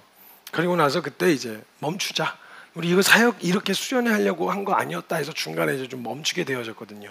멈추게 되어졌을 때 그때 누군가가 저한테 하셨던 말씀이어서 이야기해 주시면서 걱정돼서 하신 말씀이었는데, 탄력 받았을 때 사역해야 된다, 중간에 멈추면 이게 다시 재기하기가 힘들다라고 하는 의미로서 얘기해 주신 말이었는데, 물 들어올 때 너 저어야 돼 성교야, 이렇게 얘기를 하셨었거든요. 물 들어올 때 너 저어야 돼. 제가 그때 뭐 왜 그런지 모르겠는데 제가 이렇게 좀 단호하게 대답을 해드렸어요. 야, 저희가 물 들어올 때 노 저어야 되니까 사역을 그때 딱 왔을 때 바로 치고 나가야 된다고 얘기하셨는데, 아니요, 일단 저희가 사역 단체가 아닙니다. 그리고 저희가 노를 저을 때에는 물이 들어올 때가 아니라 말씀하셨을 때입니다. 근데 말씀하실 그때가 뻘밭이라서 마치 우리가 노 젓는 게 뻘밭에서 헛짓거리 하는 것처럼 보이더라도 노 저으라고 하신 주님이 물 들어오게 하십니다. 그래서 우리가 노를 저을 때는 물이 들어왔을 때가 아니라 노 저으라고 말씀하셨을 때 저희는 노 젓겠습니다 하고 스탑을 했거든요. 이것처럼 우리 안에 이게 엄청난 믿음이라서가 아니라 솔직히 그 능력치가 안 됐어요. 그런 걸 잘 낼 능력이 안 돼서 할 줄 아는, 믿음 좋은 사람을 되게 위대한 사람이라고 생각하지 마세요. 할 수 있는 게 믿는 것밖에 없어서 그러는 거예요. 믿음 좋은 사람이라는 건 진짜 연약한 사람들이 보통 믿음이 좋아요. 그래서 자기에게 기댈 게 많은 사람들은 안 믿죠. 누구 왜 믿어요? 자기 자신을 믿으면 되지. 근데 잘 믿는 건 뭐냐면, 전 믿음의 사람입니다 이러면 뭔가 와 이렇게 하실 생각하시는 게 아니라, 어머나 아유 안쓰러워라, 진짜 할 줄 아는 거 없나 보다. 그렇게 봐주시면 돼요. 믿음이 좋다는 게 뭔가 의지가 강하고 대단한 사람이라서가 아니라 할 수 있는 게 믿는 것밖에 할 수 있는 게 없어서 그런 거예요. 그래서 그런 자리에 뛰어들어서 가는데, 다른 어떤 것보다 나의 가능성, 내가 나오게 되어진, 내게서 나올 수 있는 가능성을 쫓아가는 게 아니라 하시리를 믿는 믿음으로 나아가는 것, 그 불가능한 자리에 찾아 들어가는 태도 말이죠. 이것이 바로 키퍼스 처치가, 그리고 키퍼스 처치 성도라면 가져야 될 가장 중요한 정신 중에 하나입니다. 다윗은 다른 사람들은 불가능으로 먼저 만드셨다면요, 일단 다윗은 양상이 좀 달랐어요. 다윗은 어려서부터 그냥 하나님 신뢰하는 것을 배웠어요. 자기에게서는 의지할 만한 게 없고 주님밖에 의지할 게 없다라는 걸 들판에서 홀로 있으면서 그냥 그분께 정서적으로, 감정적으로, 상황적으로 의존되어 있는 상태였어요. 굉장히 많이 의존되어 있는 상태. 그래서 큰 사건이 아니더라도 양을 치면서 곰과 사자 앞에서 건져주신 하나님을 경험했고, 자신의 무능함과 무력함을 인정하고 하나님을 의지하는 태도를 이미 애시당초 갖고 있었어요. 그리고 하나님은 그 나이에 그때 그 마음을 가진 그 마음을 보시고 그를 왕으로 세우시기로 결정하셨죠. 그리고 하나님이 다윗을 언제 가장 책망하셨는 줄 아세요? 인구조사할 때였어요. 인구조사할 때. 대표적으로 책망받았던 영역들 중에 하나가 인구조사입니다. 이 뭐냐? 그때 그냥 하나님 붙들 게 하나님밖에 없어갖고 의지하면서 모든 게 다 하나님이 이루어 주셨기 때문에, 자기에게 가능성이 있어서가 아니라 세우시겠다던 하나님이 세우셨을 때 그인 걸 인정하고 살았었는데, 한번 시간이 훌쩍 지나고 나니까 자기가 이룬 업적들을 한번 살펴보고 싶은 거예요. 자기가 이루었죠. 그래서 왕실에 편안하게 앉아가지고 인구조사 좀 해봐라. 자기가 이루었다고 생각하는 착각 속에 빠지게 된 거죠. 아니야, 다윗에게 여러분 그거 아시죠? 하나님이 성전 짓는 걸 허락 안 하셨어요. 다윗이 그토록 구했는데 나단 선지자도 기뻐했거든요. 저는 백향목궁에 거하는데 글쎄 우리 하나님은 저 성막에 거하신 걸 제가 견딜 수가 없습니다. 제가 성전을 짓도록 허락해 주십시오. 이렇게 이야기했더니 나단 선지자가, 하나님 되게 기뻐하실 것 같은데요? 근데 일단 물어는 봐야 되니까 제가 일단 갔다 올게요. 근데 주님이 노 하셨어요. 안 돼. 그 이유가 여러 가지 이유가 나오지만, 첫 번째는 손에 피를 너무 많이 묻혔다. 전쟁을 너무 많이 해서 손에 너무 피를 많이 묻혔다는 이유가 첫 번째 이유였었는데, 그 뒤에 하나님이 다윗에게 보이신 태도를 보면 단순히 그 이유가 아니었어요. 하나님이 너무너무 기뻐하셨어요. 다윗의 그 마음을. 성전 지어주겠다던. 그렇게 기뻐하셨으면 그냥 다윗 보고 지어달라고 하면 되잖아요. 근데 절대 허락 안 하셨는데, 그 뒤에 보면 성전 지어달라고 짓겠다고 이야기한 다윗에게 나단 선지자를 통해서 이야기하셨는데, 너무 그 감격이, 너무 기뻐하는 마음이 느껴져요.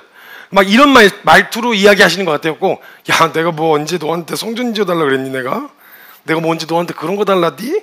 나 그런 거 필요 없어. 막 이러면서 하나님이 그 말을 들은 것에 대한, 성전을 지어주겠다고 하나님을 향한 마음을 표현한 거에 굉장히 감동하세요. 근데 노하신 이유가 그 밑에 보면 나오는데, 하나님이 뭘 어떻게 해달라고 안 하시고 그 마음을 기뻐하시면서 뭐라고 이야기하시면, 그 다음부터 다윗에게 주실 것들을 이야기하세요. 주실 것들을. 너 나한테 뭔가 해달라가 아니라 주실 것, 하나님이 다윗에게 주실 것들을 이야기해요. 이 말은 뭐냐? 다윗 평생에 늘 하나님 의존하고 늘 하나님으로부터 받은 걸로 만족하며 살았던 다윗이 한평생 내가 주님을 위해서 성전 지었어, 이게 만에 하나라도 여지가 되어서 내가 주님을 위해서 뭔가 했다라고 하는 생각 갖지 않고 한평생 하나님이 주신 은혜로만 살았다, 이 이야기 나오게 하시려고 허락하지 않으셨다는 게 그 문맥 가운데 나와 있어요. 다윗아, 넌 네가 나중에라도 나를 위해서 내가 성전 지었다, 하나님을 위해서 성전 지어드렸다, 이런 걸로 만족하는 게 아니라 늘 주님이 주시는 걸로 만족하며 살았던, 그래서 인생을 돌아보면 주님께 늘 받은 것밖에는 없는 이런 인생으로 살기를 정말 누구보다 바라고 원하셨어요, 하나님이, 다윗이. 그래서 인구조사했을 때 그렇게 책망하셨어요. 너 이거 그냥 개수한 거잖아요. 그냥 인구가 몇 명인지 개수한 거잖아요. 근데 그 마음의 태도로 하셨거든요. 너 이거 네가 이룬 업적이라고 생각하는구나, 너 지금 이거. 그 아주 강하게 책망하셨거든요, 그 부분을. 그래서 그 영역은 어찌됐건 그래도 다윗은 그래도 한평생 가운데 주님이 그렇게 말씀하시면 하나님을 의지하고 붙들려고 몸부림쳤던 사람이에요. 그는 불가능이 되기 전에 먼저 불가능한 자리에 찾아 들어갔어요.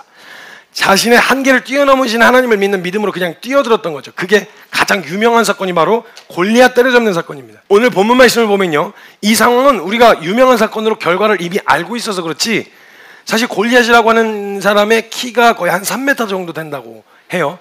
3m가 이렇게 멀대같이 이렇게 길기만 한 게 아니라 이렇게 떡대가 이렇게 큰, 그 안악자손들이 그 정도 됐다고 얘기하거든요. 그렇게 떡대가 큰 사람이 3m 정도 갑옷을 입고 창을 들고 서 있었으면요, 오금이 저렸을 거예요, 오금이. 그러니까 그때 우리는 결과를 알고 있어서 그런데 이때 그 골리앗 앞에 선다는 건 죽음을 각오해야 되는 일이었어요. 일단 이길 수가 없었어요. 1대1로 붙어서는 이길 수 있는 가능성이 전혀 없어 보였죠. 아무도 나서지 않고 있었어요.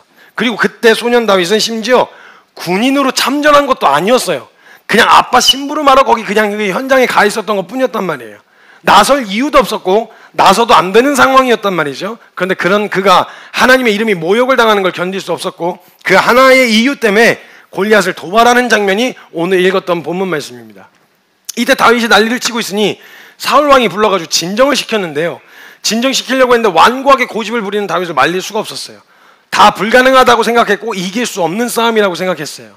이때 사울이 다윗에게는 불가능하지만, 다윗이 이기는 건 불가능하지만 그나마 작은 가능성이라도 이길 건 기대도 안 했어요.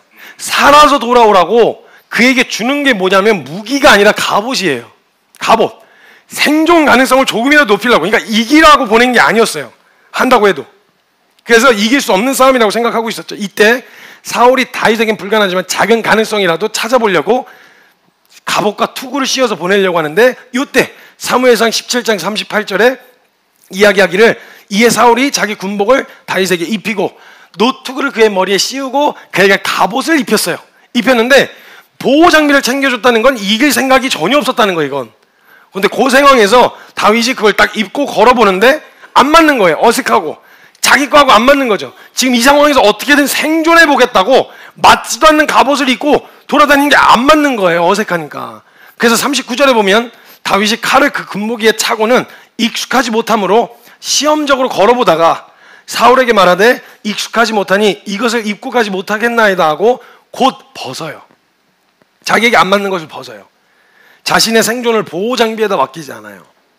어차피 맞지도 않는 갑옷이었어요. 그리고 다윗은 어떻게 이길 수 있을지에 대한 전략이나 새로운 무기를 찾지 않아요. 어차피 상황으로 불가능한 상황이었어요. 이때 뭘 들고 나가야 쟤를 이길 수 있을까 이런 고민 안 하고 지금 그 상황에서 그 상태인 다윗이 할 수 있는, 자기가 지금 할 수 있는 능력인 물매 5개를 챙겨요. 물매 5개를 챙기는 거예요. 그래서 그냥 주섬주섬 챙겨 넣어요. 새로운 무기를, 새로운 전략을, 이길 수 있는 새로운 방법을 찾지 않았어요. 지금 할 수 있는 일을 찾았어요. 그냥 내가 지금 할 수 있는 일. 그래서 그 물맷돌을 손에 쥐는 거예요. 자신이 갖고 있었던 작은 능력, 이 상황을 타개하기 위한 새로운 전략이나 무기가 아니라 지금 갖고 있던 것으로 골리앗 앞에 걸어나가는 거예요. 여러분, 이 골리앗 앞에 딱 걸어나가는데 일단 골리앗이 되게 못생겼었어요. 되게 못생겼었어요. 세속적으로 봤을 때. 왜냐하면 이 외모에 대한 자격지심이 있었어요. 골리앗이 소년이 걸어나오는데 왜 화가 나는 줄 아세요? 얘가 너무 잘생겨서. 성경을 보면 뭐라고 얘기하냐면 나오는데 어린 소년이 걸어 나오는 걸 보면 보통의 어른이라면 야 가서 엄마 젖이나 더 먹고 와.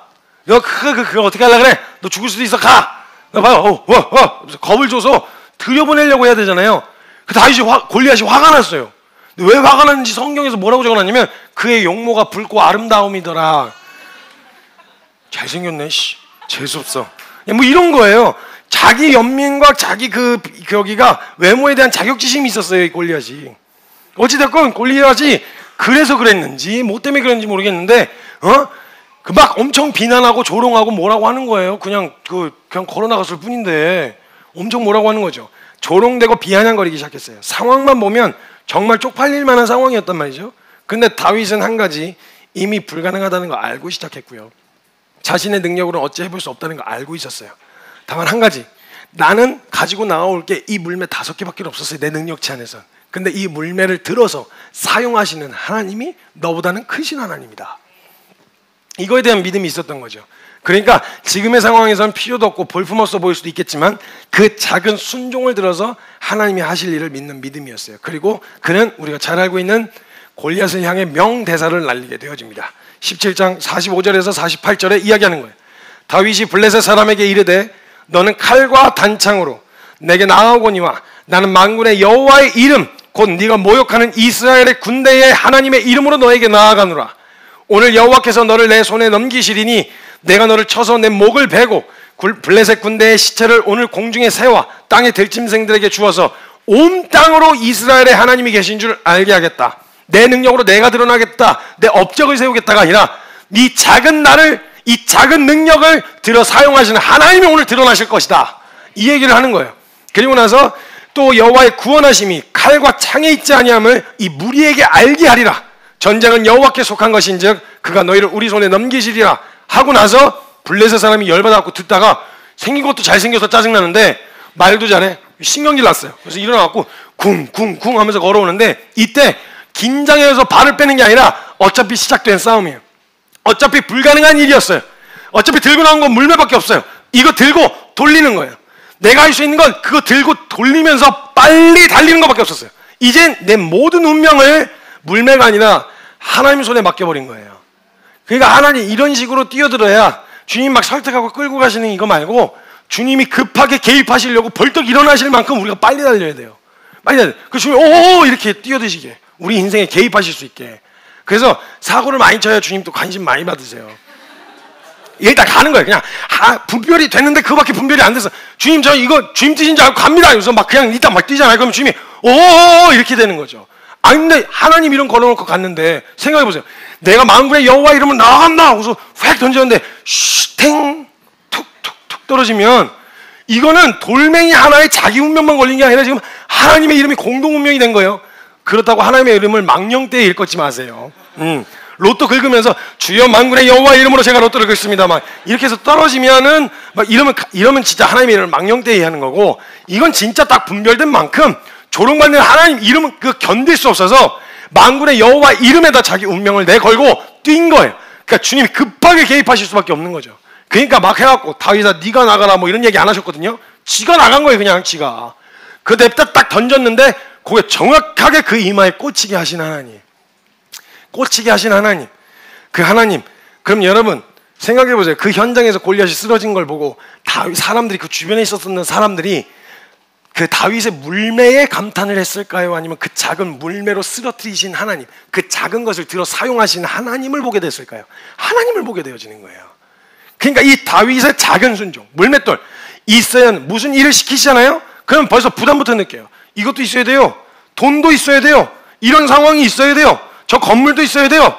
돈도 있어야 되고 사람도 있어야 돼요. 이런 능력 있는 사람이 있어야 뭘 일을 하죠. No! 가진 물맷돌 가지고 시작하는 거예요. 그걸 들어서 주님이 어떻게 하실지는 주님이 하실 몫이고 주님이 오늘 나에게 그 일을 분별하게 하셨고 내게 허락되어진 상황이 그뿐이다. 이거 갖고 하시겠다 이 말이에요. 그럼 다윗의 물맷돌처럼 그거 하나 딱 들고 걸어 나가는 거예요. 그렇게 시작된 걸음이었어요. 그렇게 걸어왔고 앞으로도 그렇게 걸을 거고, 우리는 뭐가 있어야 돼요. 그러니까 건물이 있어야 돼요. 그러니까 사람이 있어야 돼요. 그러니까 돈이 있어야 돼요. 아니요. 허락된 공간이 여기고, 허락된 재정이 이거고, 허락된 사람들이 이 사람들이다. 이 사람들과 허락된 재정과 그 상황 안에서 하실 일이 있다 이 말이에요. 그리고 작으면 작을수록 주님의 능력은 더 크게 드러나실 거예요. 될 만해서 될 일이 아니라, 우리는 작아도 우리 꿈을 꾸는 건, 우리 교회가 함께 나아갈 꿈을 꾸는 건 하나님 수준의 꿈을 꾸었으면 좋겠어요. 기왕 다음 세대들 위해서 섬긴다. 우리 교회 아이들 좋습니다. 근데 그 아이들이 자라 열방을 먹이고도 살리는, 남는 그런 아이들이 되기를. 그래서 우리가 섬기는 건 다른 게 아니라 여기 아이들인 것 같지만 그 아이들 섬기는 것이 열방을 섬기는 일이다 라고 하는 큰 꿈을 꾸셔야 돼요. 어린아이를 먹이고 입히고 케어하는 이 일, 내 새끼 그냥 내 자녀 키우는 것 같지만 아니요, 이 아이를 통해서 하실 하나님의 능력에 동참하는 거라고 보고 케어하셔야 되고, 우리에게 허락된 것이 무엇이든 상관없어요. 물맷돌 정신, 작은 능력을 들어 사용하셔서 하나님이 하고자 하신 일을 하시고야 마는 것, 그리고 난 그 현장에서 숟가락 하나 얹고 그 역사에 동참하게 되어지는 것, 이게 키퍼처치가 나아갈 방향성입니다. 여러분, 여기 앉아 계신 모든 우리 그 자매님들 열국의 어미가 되십시오. 그 아멘이 안 나오는 이유는 그렇게 되기 싫어서입니까? 아니면 그 정도의 믿음이 없어서입니까? 좀 맹해지셔야 된다 이 말이에요. 맹해지셔야 돼요. 여러분의 삶은 열국의 어미가 되실 것입니다. 남성분들은 뭐라고 해야 되지? 뭐가 좋을까요? 열국의 아비? 그냥 열국의 아비가 되실 것입니다, 여러분. 이 꿈을 꾸셔야 돼요. 내게 가지고 있는 능력으로는 제한된 꿈을 꿀 수밖에 없겠지만, 우리가 믿는 하나님이 그렇게 되게 하실 수 있는 능력이 있으시기 때문에 꿈은 얼마든지 꿀 수 있지 않겠어요? 주님이 영광 드러나고 주님이 더 크게 드러나실 수만 있다면 우리 작은 거 뭐든 그냥 주님 앞에 내어드리자고요. 그거 들어서 주님 마음껏 사용하시도록 내어드리는 물맷돌 정신으로 우리 함께 같이 이 역사 한복판을 가로질러가는 우리 성도님들 되셨으면 좋겠습니다. 이 시간 잠깐 같이 좀 기도합시다. 하나님께서 어떤 마음을 주시고 어떤 비전을 주셔서 어떤 일들을 하게 하시거나 생각하게 하셨을 때요, 제일 먼저 드는 생각이 돈 있냐, 상황 되냐, 사람 있냐, 조건이에요. 현실적인 조건들. 그게 왜 중요하지 않겠습니까? 하다 보면 가끔 탄식처럼 터져나올 때가 있어요. 야, 다 돈이네. 야, 그것도 돈이 있어도 사람이 있어야 하지. 결국 사람이네. 야, 상황이 그게 안 된다. 건물이 있어야 되네. 별의별 상황과 별의별 이야기가 다 나와요. 현실적인 이야기가 대안. 근데 그 모든 고민, 아무리 고민해도요, 그거 안 끝나더라고요. 결론이 나질 않아요. 상황은 얼마나 나아져야 순종할 수 있고 하나님이 하실 만한 일이 갖춰지는 상황이 될 수 있을까요? 돈은 얼마나 있어야 하나님이 하고자 하시는 일에 전부를 지탱하고 서포트할 재정이 될까요? 뭘 얼마나 사람이 있어야, 어떤 사람과 어떤 능력이 있는 사람이 있어야 뭐 하나님이 하실 일들을 하실까요? 일단 하나님은 상황과 조건과 사람 능력에 제한을 받지 않으시는 하나님이십니다. 우리가 만약 그분을 믿는다면 우리가 먼저 우리가 점검해야 되는 건 그 일을 가능할 만한 상황이 되냐, 돈이 있냐, 사람 있냐, 이걸 먼저 묻고 따질 게 아니라 우리 이런 거 제한받지 않으시고 하실 하나님을 제대로 믿고 있느냐, 이거 먼저 점검해야 되지 않냐는 거예요. 사랑하는 여러분, 하나님 전능하십니다. 가장 작은 우리를 들어서 하나님이 하시려고 하시는 계획이 있다면 하실 수 있는 분이십니다.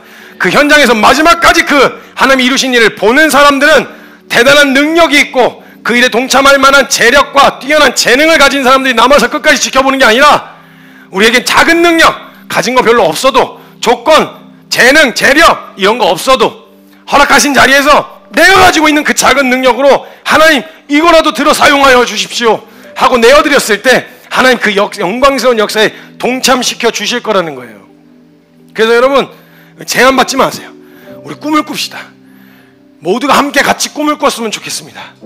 히퍼처치가 그냥 우리가 가지고 있는 교회를 말하는 게 아니라 여기 성도들이 함께, 우리를 통해서 막 영혼들이 살아나는, 길 잃었던 영혼들이 다시 길을 찾게 되어지는, 난 내 인생 건사하는 것도 쉽지 않아 보였었는데 그런 작은 나의 삶을 들어서 영혼들이 살아나게 하시고 다시 회복되게 하시고 다시 일어나 걷게 되어지고 그 사람들이 길을 찾게 되어지고 생명을 얻게 되어지고 진리를 알게 되어지는 이 놀라운 일에 함께 동참할 수 있게 되어진다면, 이거보다 여러분 죄인의 인생 가운데 영광스러운 일이 이거보다 더 큰 영광이 어디 있겠습니까? 여러분, 그때 필요한 거 다른 거 없습니다. 지금 우리가 가지고 있는 그 작은 능력이기만 하면 됩니다. 이거 주님께 내어드리고 주님이 들어 쓰시면 수만 명 먹이시는 거 일도 아닙니다. 어린아이의 작은 도시락에 들어있었던 물고기 2마리, 옵사리온, 가난한 사람들만 먹던 그 작은 물고기예요. 큰 물고기들, 보통 큰 물고기는 익투스라고 부르는데, 거기 적혀 있었던 그 요한복음 6장에 등장하는 그 도시락에는 옵사리온이라고 하는 물고기가 들어있었어요. 큰 물고기들은 상품성이 있어서 어부들이 잡아서 팔지만, 그리고 작은 물고기는 너무 어려서 방생을 해줍니다. 근데 이러지도 못하고 저러지도 못할 어중간한 사이즈의 물고기들은 어부들이 잡아다가 해변가에다 놓고 가면, 그때 문화에 가난한 사람들이 해변가에 와서 저녁 시간쯤 되면 와서 그 가난한 사람들이 그걸로 가져가서 끼니를 때우곤 했었어요. 그 어린아이의 도시락에 들어있었던 물고기가 옵사리온이었어요. 그 작은, 자기 하나 입 하나 채우기도, 배불리기도, 코에 붙이기도 어려운 그 작은 사이즈의 물고기를 하나님 앞에 가지고 나아가 예수님 앞에 내어드렸을 때, 예수님이 그 작은 순종을 들어 축사하셔서 거기 앉아있는 수만 명을 먹이시는 놀라운 역사의 주인공이 되게 하신 거예요. 사랑하는 여러분, 우리의 능력의 제한을 받지 맙시다. 우리가 지금 이 공간 안에서 꾸고 있는 그 꿈들, 우리 수준으로 이룰 수 있는 꿈들이 아닐지도 모르지만 그 일을 주님이 이루시겠다고 하신다면 마음껏 함께 꿈꿔봅시다. 물맷돌 정신, 내가 가지고 있는 물맷돌, 내가 할 수 있는 작은 능력을 들고 내가 가장 이길 수 없다고 생각하는 골리앗을 향해 빨리 날리며, 하나님이 이 물맷돌을 들어 그를 쓰러뜨리시고 반드시 승리하게 하시는 하나님을 믿는 믿음으로 그 역사 한복판에 함께 설 수 있었으면 좋겠습니다. 아무것도 없었습니다. 시작할 때부터 지키고 싶었던 건 딱 하나, 가치였습니다. 정말 하나님 살아계신 거 함께 증명하자, 하나님 살아계신 거 믿는 믿음으로 함께 살아보자, 이거 하나 지키고 싶었어요. 그리고 지켜나갈 거예요. 몸부림치면서 함께 지켜나갈 거예요. 사랑하는 성도님들, 구경꾼이 되지 말고 그 역사의 한복판에 선 주역이 되셨으면 좋겠습니다. 우리 같이 꿈꿉시다. 열방들이여 살아날지어다, 다음 세대여 살아날지어다, 교회들이여 다시 일어날지어다. 우리의 순종을 통하여 주님 마음껏 일하여 주십시오.